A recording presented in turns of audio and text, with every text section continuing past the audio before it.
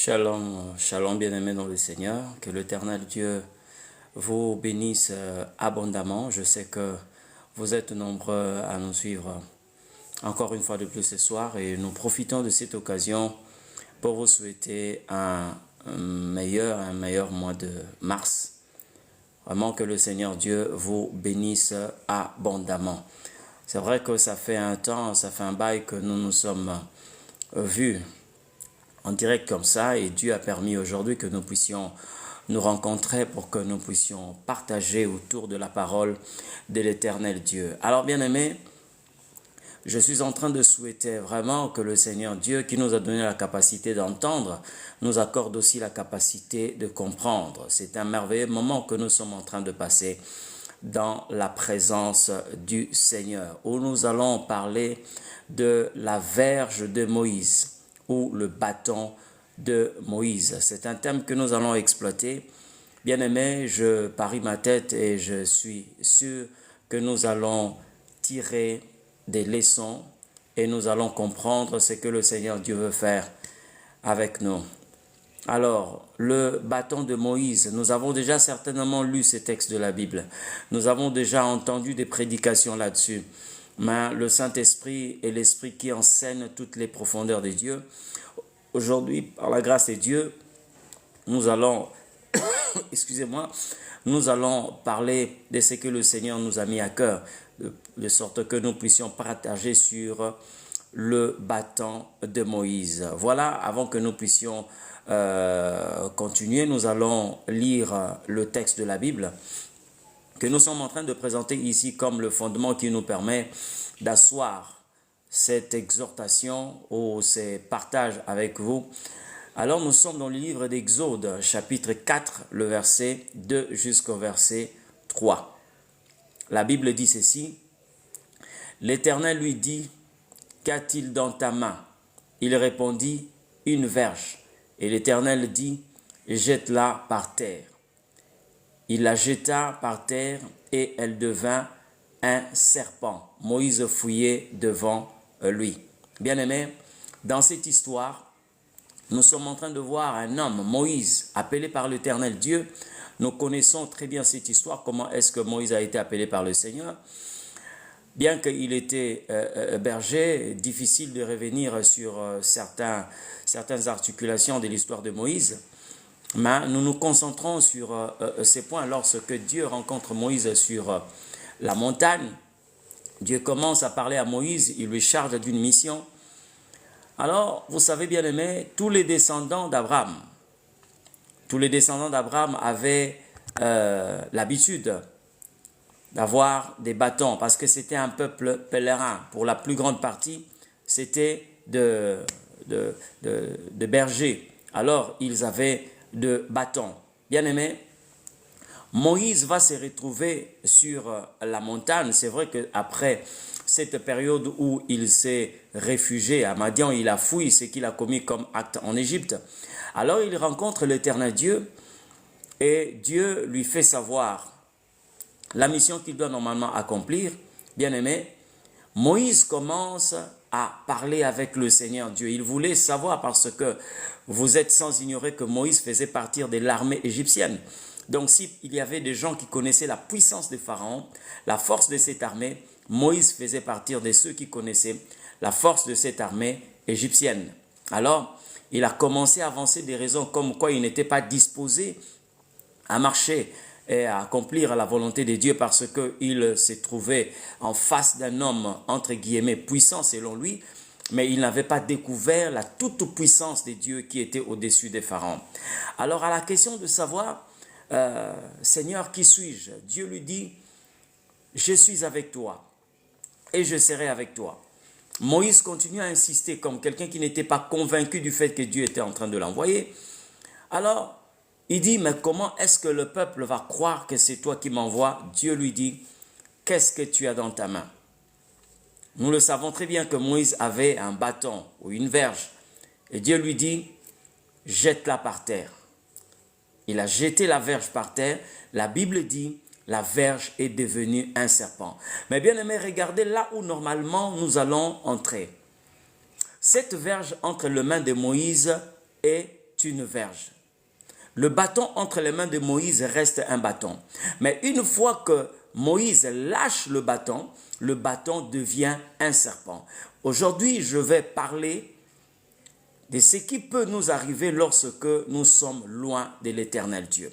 Bien-aimés, n'oubliez pas que Moïse n'était pas seulement un simple prophète, mais Moïse, Dieu lui a dit que tu tiendras la place de Dieu devant ton frère Aaron.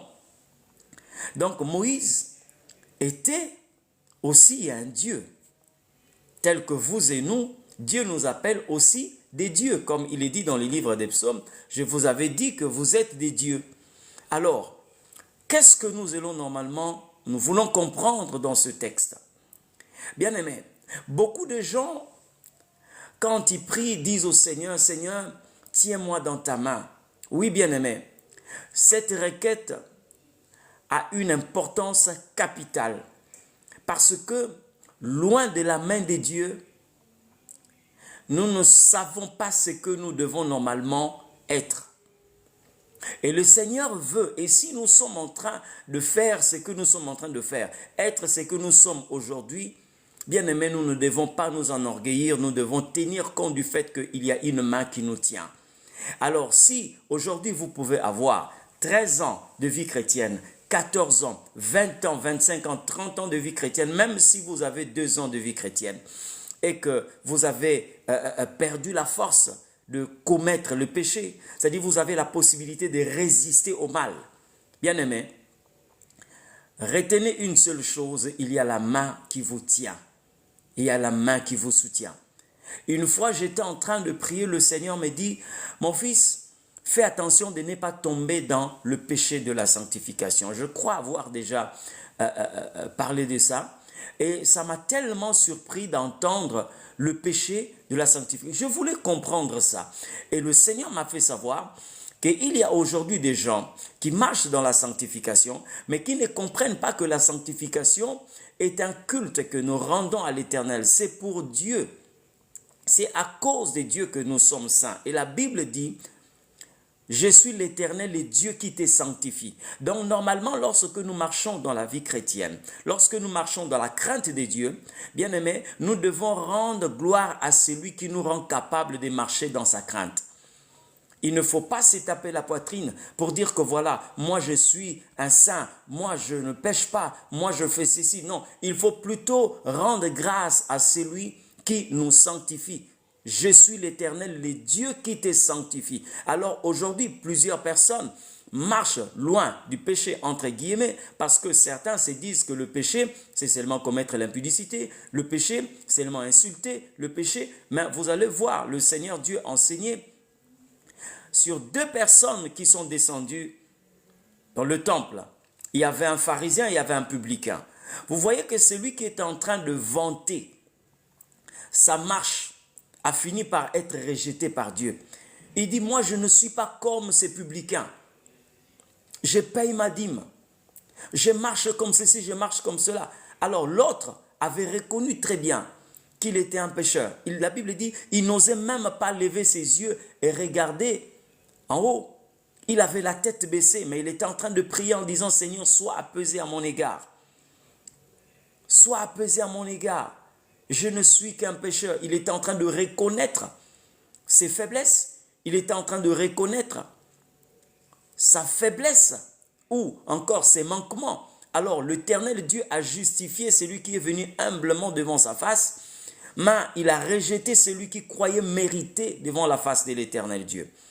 Alors j'aimerais ici, bien-aimés, nous présenter cette image pour nous dire qu'est-ce que nous pouvons vivre lorsque nous quittons la main de Dieu. Le bâton représente ta vie. Le bâton aussi représente ma vie. Aussi longtemps que Dieu nous tient, nous gardons cette nature. Et nous devons, bien aimés, nous battre de manière à ce que nous soyons gardés dans la main de Dieu. Il y a des gens, bien aimés, que le Seigneur Dieu veut tenir dans sa main, mais des gens qui prennent des résolutions ou qui prennent des dispositions de manière à s'éloigner de la main de Dieu. Vous voyez quelqu'un comme Jonas. Dieu avait la pensée, il avait arrêté cette pensée d'accompagner Jonas. Mais regardez le comportement qu'avait affiché Jonas. Qu'est-ce que Jonas avait fait? Comment il s'est comporté? La Bible dit lui-même, il a pris la résolution d'aller loin, loin de Dieu. Et c'est ce qui se passe dans plusieurs vies où les gens, quelquefois, ne veulent plus marcher avec le Seigneur. Où les gens eux-mêmes sont capables de commettre le péché. Parce qu'ils ne veulent plus marcher avec le Tout-Puissant. Moïse a lâché le bâton. Le bâton est tombé par terre et ce bâton est devenu un serpent. Bien-aimé dans le Seigneur, l'homme a une nature, une très mauvaise nature, qui une fois que cette nature se révèle, vous allez vous poser la question, est-ce que c'est moi? Vous savez, bien-aimé, avec tout ce que vous pouvez avoir comme capacité de fuir le mal, si le Seigneur Dieu retire sa main, vous n'allez pas découvrir ce qui se cache, vous n'allez pas comprendre lorsque cette mauvaise nature va commencer à se révéler. Est-ce que quelqu'un pouvait imaginer que le fils prodigue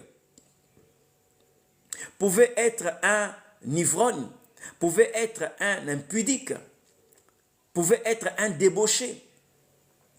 Mais qu'est-ce qui était en train de le sécuriser? Ce n'était pas parce qu'il craignait tellement le mal, mais c'est parce qu'il était avec son père. Il était dans la maison du père. Et sa présence dans la maison du père était une sécurité pour que lui puisse marcher dans la crainte de Dieu.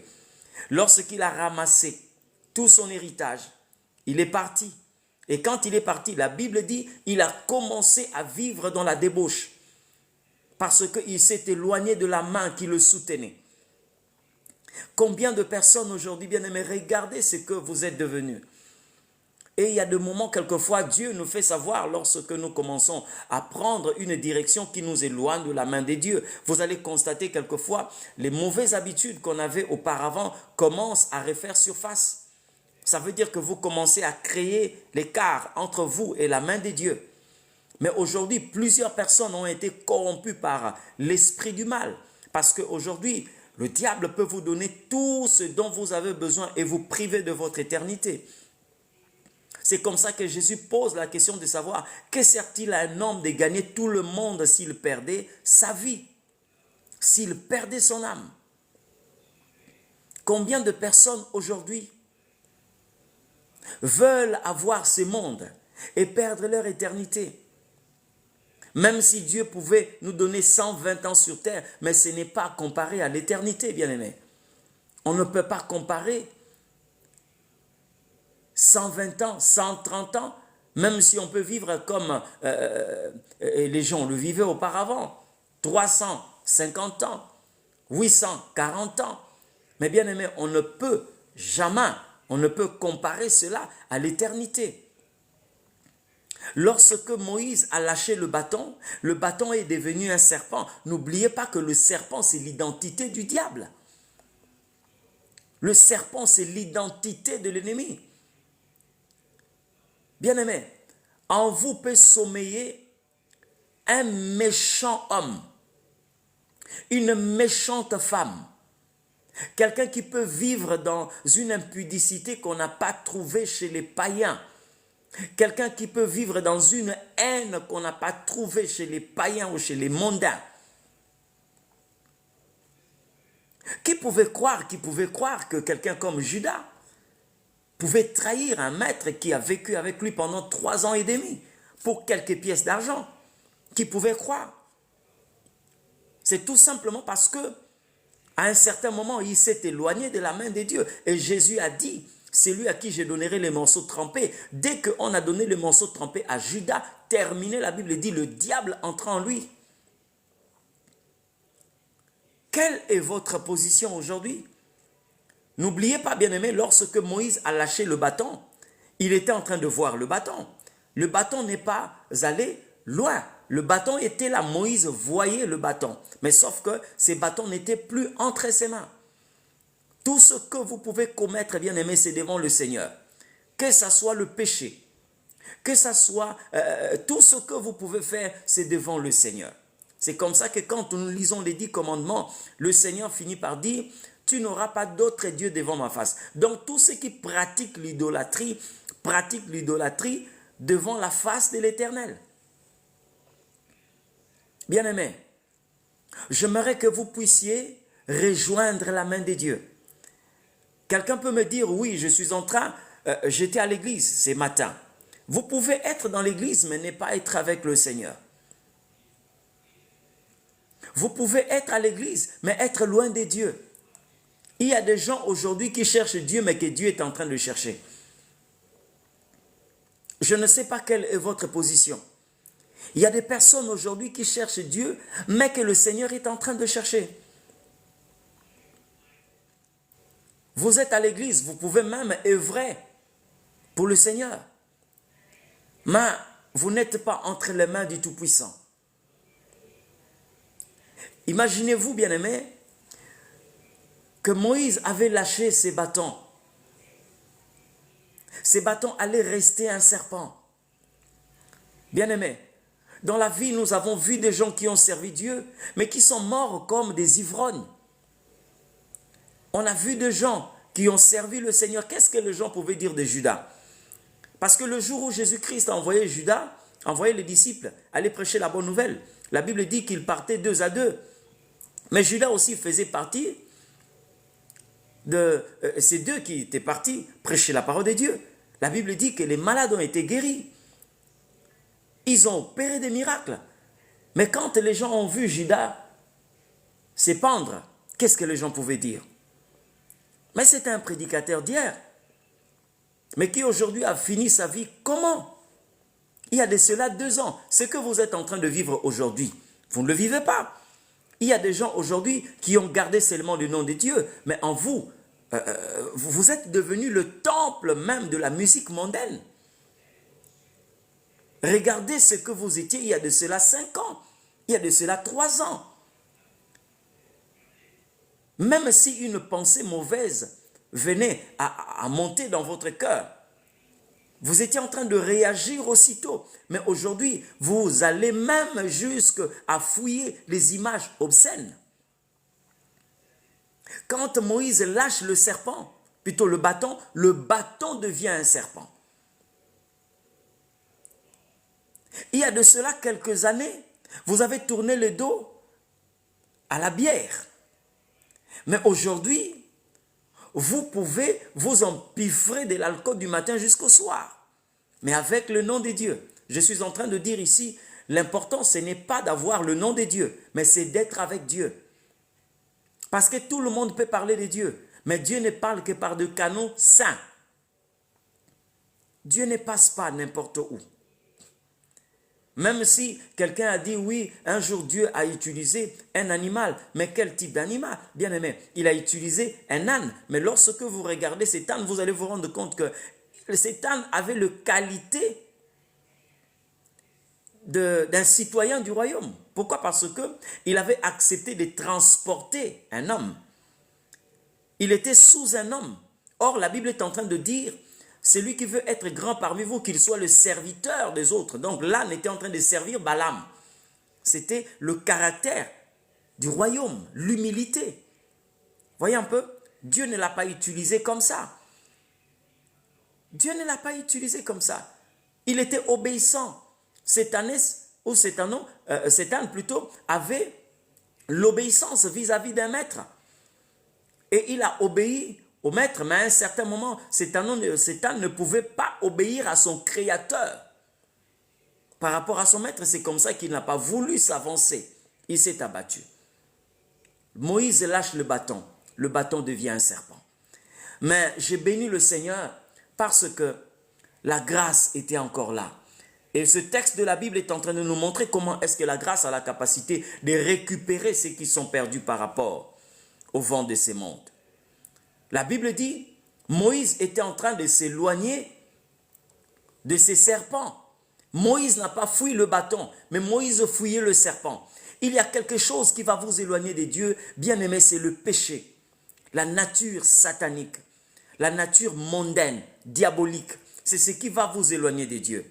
Mais la grâce est encore là. C'est comme ça que, bien aimé, si nous avons le temps de louer, d'adorer, célébrons la grâce de Dieu. Elle est définie comme étant une faveur imméritée. Dieu dit à Moïse, étends ta main, touche-le par la queue, touche-le par la queue. Et quand Moïse a touché le serpent par la queue, la Bible dit, le serpent est redevenu un bâton. C'est ma prière ce soir pour une sœur. C'est ma prière ce soir pour un frère. Vous êtes allés loin, loin, loin, loin de Dieu. Vous vous êtes éloigné de Dieu. Mais je prie l'Éternel Dieu que la main qui vous a tenu il y a de cela 3 ans, 4 ans passés, cette main puisse vous récupérer. Oui, c'est possible. Parce que à un certain moment même, Ézéchias, Dieu l'avait abandonné. Quand il a fait un comeback, quand il est rentré vers Dieu, la Bible dit, Dieu lui a redonné la vie. Je suis en train de parler à quelqu'un. Voilà, bien-aimé, ce qu'a été notre partage pour ce soir. Rentre vers Dieu. Demande encore la main du Seigneur. Pas pour que tu puisses avoir de la pas pour que tu puisses avoir le mariage ou quoi, mais pour que, Seigneur Dieu, je demeure dans ta présence. Voilà, bien-aimé, ce qu'a été notre partage ce soir. Le bâton dans la main de Moïse reste un bâton. Loin de la main de Moïse, le bâton devient un serpent. Vous pouvez vous enrichir aujourd'hui, mais quand vous quittez la main de Dieu, vous allez devenir, bien-aimé, ce que vous n'avez jamais imaginé. Si encore là, vous êtes en train de craindre l'Éternel, rassurez-vous que c'est la main de l'Éternel Dieu qui plante en vous cette crainte et qui vous permet de marcher dans la crainte de l'Éternel. Voilà, bien-aimé, avant que nous puissions prier, j'ai toujours donné l'opportunité à ceux qui veulent poser des questions ou encore poser leurs préoccupations. Par la grâce de Dieu, nous sommes là pour vous répondre. Que le Seigneur Dieu, oui, oh, vous êtes nombreux à nous écrire, que le Seigneur Dieu vous bénisse abondamment. Non, j'étais en train de parler sur le bâton de Moïse. Voilà. Vous qui nous avez suivis en cours de route. Bonsoir, mon bien-aimé Giovanni. Et le Seigneur Dieu vous bénisse abondamment. Oui, je crois que nous allons peut-être prendre 2 ou 3 préoccupations avant que nous puissions prier. Et je le dis encore, nous devons rechercher la main de Dieu. S'il y a une place permanente que vous devez occuper, c'est dans la main de l'Éternel. J'aime ce texte de la Bible quand Ésaïe dit de la part de l'Éternel, je te prendrai par la main, je te conduirai. Je te prendrai par la main, je te conduirai. Ceux qui sont permanents dans la présence de Dieu, quelles que soient les menaces, vous sortirez toujours plus que vainqueur. Et David l'a dit, le psalmiste a dit dans Psaume 23, un texte connu de tout le monde, quand je marche dans la vallée de l'ombre de la mort, je ne crains aucun mal, car tu es avec moi. Le fait d'être dans la présence de Dieu, nous avons vu une fournaise qui était chauffée 7 fois perdre son pouvoir de consumer. Le fait d'être dans la présence de Dieu, nous avons vu pour la première fois après la chute de l'homme, le lion jeûner devant Daniel parce qu'il était dans la main de Dieu. Eux qui sont de carnivores se sont comportés comme des gens qui étaient des animaux qui étaient en plein jeûne, tout simplement parce que l'Éternel Dieu avait Daniel dans sa main. Voilà, bien-aimés, c'est que nous avons à partager aujourd'hui. Oui, ça fait longtemps, bien-aimés, ça fait longtemps. Nous avons beaucoup de préoccupations, nous avons beaucoup de charges. Il a plu au Seigneur que nous puissions revenir vers vous aujourd'hui, dimanche soir. Et l'Éternel Dieu est en train d'appeler. J'ai senti un lourd fardeau et Dieu nous a parlé pour que nous puissions partager parce que même à ceux qui nous suivent présentement, il y a des gens qui doivent rentrer au Seigneur. Vous avez une place dans l'église, mais vous avez perdu votre place dans la présence de Dieu. Vous avez perdu votre place. Vous êtes allé loin. J'ai parlé ici de quelques symptômes. Vous avez perdu le fait d'être docile. Vous avez perdu le fait d'être présent là où Dieu veut que vous puissiez être. Il y a des comportements, il y a des attitudes, il y a l'atmosphère de la présence de Dieu que vous avez commencé à perdre, tout simplement parce que vous vous êtes éloigné de la main de Dieu. J'aimerais dire à quelqu'un, la Bible dit, je suis fort, je puis tout par celui qui me fortifie. Même quand nous manifestons cette force, c'est à cause de celui qui nous rend forts. C'est comme ça qu'il a dit que le faible dise que je suis fort. Que la main de l'Éternel Dieu continue à vous soutenir. Bien-aimés, nous sommes obligés de prier pour tous ceux-là qui nous ont suivis et vous qui avez vraiment besoin de regagner votre place dans la main de Dieu. Vous pouvez perdre le travail. Je le souhaite pas. Je suis pas un prophète de malheur. Vous pouvez perdre un ami proche. Vous pouvez perdre un être cher. Vous pouvez perdre votre poste au travail. Vous pouvez perdre de l'argent, mais ne perdez jamais votre présence là où Dieu est. J'aimerais prier que le Seigneur Dieu entende la prière de chacun. Créateur de l'univers, nous te disons merci. Merci pour cette parole.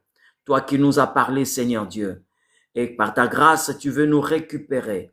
Cette main qui est venue pour toucher le serpent et que ce serpent redevienne un bâton. Éternel notre Dieu, nous voulons être dans ta main. Nous voulons être dans ta main. Rentrer vers toi comme l'enfant prodigue a réalisé qu'il était allé loin de son père. Il dit, j'ai péché contre le ciel et contre mon père.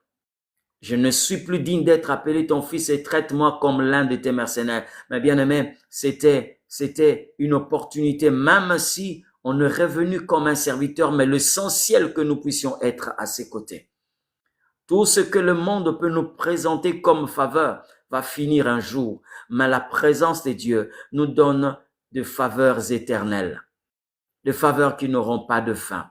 Je suis en train de prier que celui qui s'est éloigné de Dieu revienne encore. J'aimerais dire à quelqu'un, oui, le même Dieu qui a lâché Adam et Ève, ils sont devenus ce qu'ils sont devenus. Le même Dieu est allé plus loin jusqu'à leur dire, venez à moi. Il a parlé à la nature adamique, le même qui a chassé, le même qui nous appelle encore pour nous redonner la vie qu'on avait perdue. Et je prie que tout ce qui était mort en vous reprenne vie au nom de Jésus-Christ.